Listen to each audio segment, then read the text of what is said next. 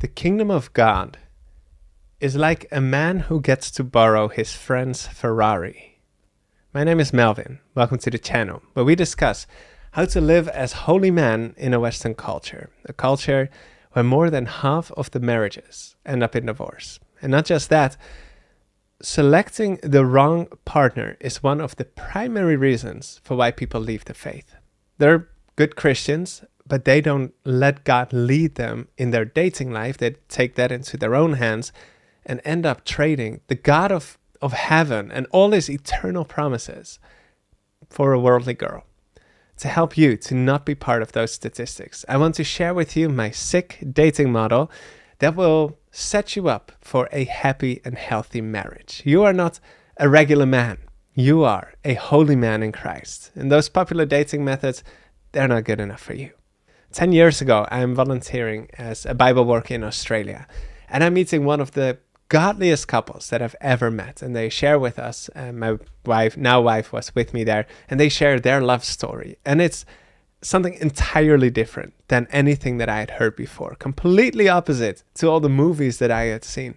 And I'm hearing it, and I'm like, whoa, this must be the way that we as holy men are supposed to do it. And that way of dating is often called courtship. And the main differences between courtship and the popular dating methods of today are that it's reasonable rather than feeling driven. It's intentional rather than impulsive. And it's God-centered rather than self-centered.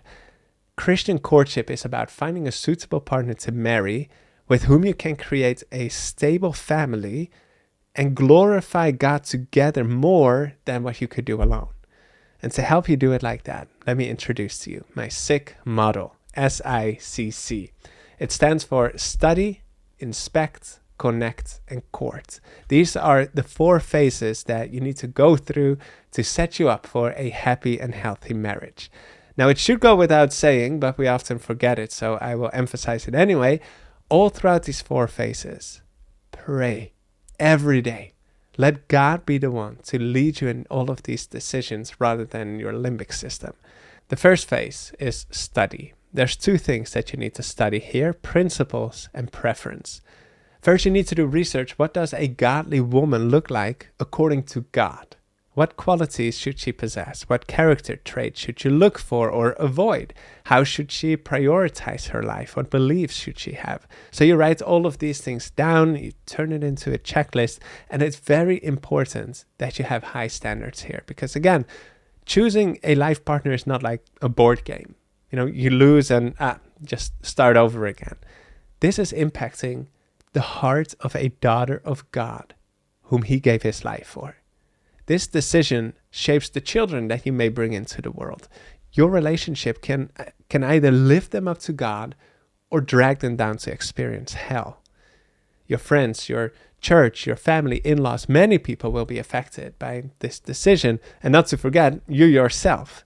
One of the primary reasons why people leave the faith is because they choose an unsuitable partner.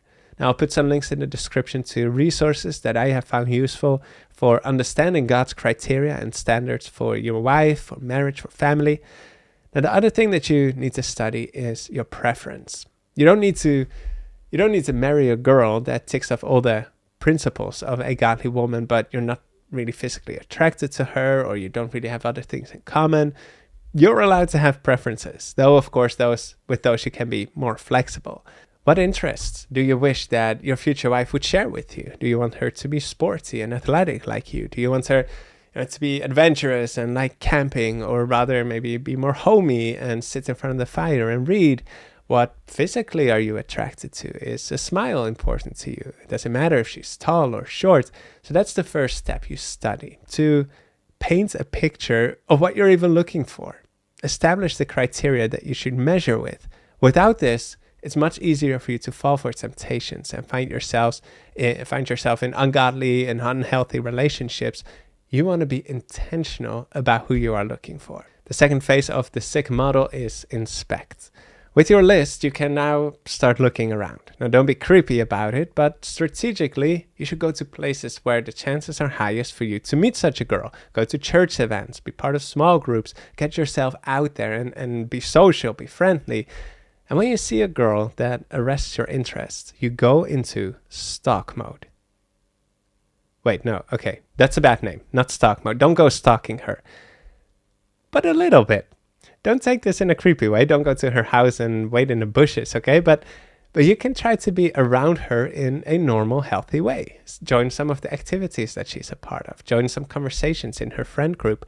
The point of this phase is for you to get more information and insights to screen and see, does she match your criteria or not? You don't want to be obvious about this. You don't want to tell anyone. Just personally explore and be a bit more focused in your attention. You don't want her to potentially get her hopes up, maybe start developing feelings, because you're just in the inspection phase. It may turn out that she doesn't match your criteria, and you don't want to evoke any negative or sad feelings in her. So you're sneaky, not to be creepy, but to protect her. Phase 3, connect. Now you're in the scariest phase. At least it might feel like that to you, because now you're going to make your intentions known to her. And not just to her, because you're a gentleman, you respect her parents as well. Now we'll get to that soon. But you start this phase by sharing with her your interest and intention to want to explore together whether you might be suitable for each other or not. It may be that she is not interested, and that's okay.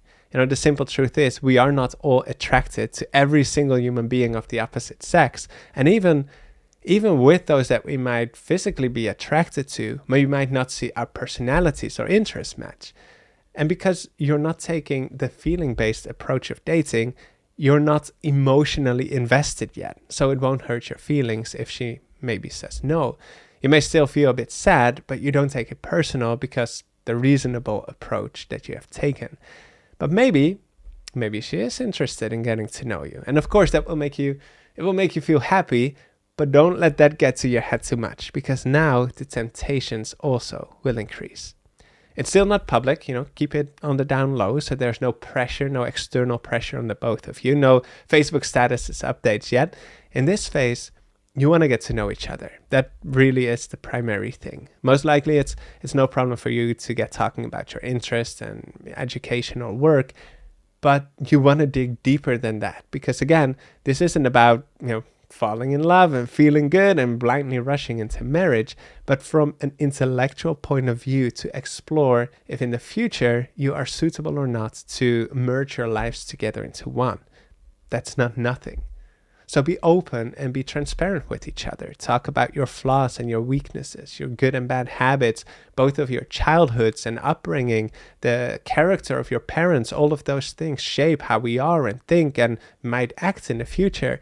Talk about your views of marriage, the roles of husband and wife. What do you think is important when raising children? All these things you want to really deeply talk about, and you want to be observant of potential friction points. Are any of the things where you might see things differently, are they deal breakers for you or for the girl? Or do you see any other challenges that might arise because of these differences? Would you be willing and able to deal with those? And at some point you want to involve the parents in the process. As men of honor, we show respect and we value the considerations of the people who worked on raising the daughter that we're interested in. Now, their role and influence in the courtship isn't always clear-cut, because it, for example, depends on whether are they godly or not. Do they have God's standards or not? This is something for you to pray about and consider, but be humble. And it may also be wise to seek wisdom of a counselor or a mentor or a godly couple that you've been looking up to. You don't want to just rely on your own rationale while at the same time trying to keep your emotions in check. But do this discreetly. And most importantly in this phase, you want to find out, would this relationship help you heavenward? Will it increase your love for God? Will it enlarge your sphere of usefulness and influence to be able to better build God's kingdom? You want to make your earthly decisions with a heavenly mindset, especially when it comes to dating. Study the Bible, pray together. You both want to be spiritually minded in the whole courtship process. Now, I said temptations will increase in this phase. Why? Because you're spending more time with her. So as soon as possible, set up boundaries. I made a video why I recommend, for example, to save kissing for marriage. I'll link to that video up here. This video may be useful for you to help you set up the physical boundaries, but also you want to think about boundaries, for example, like bedtime. And I know that sounds silly, but from my own experience, I know how easy it is to get carried, deep into the night talking to that girl. But this is where you're supposed to show discipline and take responsibility. You can talk the next day, but get good rest. Take good care of yourself. Let her take good care of herself, so both of you can be faithful with the duties of the next day. Plus, the evenings are when your levels of self-control are the lowest, so you don't want to place yourself on the tempter's ground. And maybe there's other boundaries that you want to set up, and it's important to be respectful to each other's needs and wishes in this process of setting boundaries. You got to protect the holiness of the courtship process. Then comes the final step, and that is court. Now you can publicly share that you are dating. You are in a courtship. You're in a relationship. And besides responding to all the comments from your family and friends congratulating you, you continue to go deeper into exploring your suitability for becoming lifelong partners. I recommend doing different personality tests. For example, the 5 love languages, the 16 personalities, to really get to know yourself more and get to know your partner more on a deeper level. But also, and I would almost say this is a must, read the book Adventist Home Together. Whether you are an Adventist or not, it paints such a beautiful picture of the plan and standards that God has for you as the husband and the father, for your partner as the wife and mother, for your marriage, for your family. It's so good. I talk about it a lot on this channel, and it will absolutely bring up topics that are incredibly valuable for you two to talk about. Another way I recommend of getting to know her better is to go on a mission trip together, something like that. You don't just want to meet her in, the perfect setup, both really wanting to bring their A game, showing all the best sides. You also want to be real and see how you each deal with non-perfect situations, seeing her in different circumstances and seeing how does she handle various scenarios and deals with challenges. Marriage, it's not smooth sailing. Life keeps throwing stuff your way. So you want to test and find out, can you work together as a team to overcome difficulties and unexpected events? And at some point when you're both ready for it, you can engage to get married. And this is where I would advise you to take pre-marriage counseling. Now, engagement is not equal to taking on the wedding vows. If any red flags still come up during this process, you should break it off, or at least put it on hold and sort things out. Engagement doesn't mean, letting your guard down, just focus on start planning the wedding. It's still an important time. Now, that said, the engagement also doesn't need to take years. As long as you both know what it entails to commit your lives to one another, knowing the other person, and are ready to responsibly say yes to that, to merge your lives together into one. Just like you would be extremely careful and highly responsible with your friend's Ferrari, so much more should you be with God's daughter. She's never yours, never will be. Jesus made her, he bought her with the price of his own life. You may become a steward, and you want to be faithful with such a precious gift. And that is what this SICC model is designed to do. So share it with your single friends so we can help each other on this journey to create happy and healthy marriages with families that shine the light of heaven's glory. If you want that, type in the comments below. I want to date God's way. It's good to know the SICC model and to be prepared, but it's completely useless if you don't know how to attract a godly wife. That's why you want to watch this video next. In it, I'm sharing with you what you need to do to get the right woman. Holy Man Club, stay focused.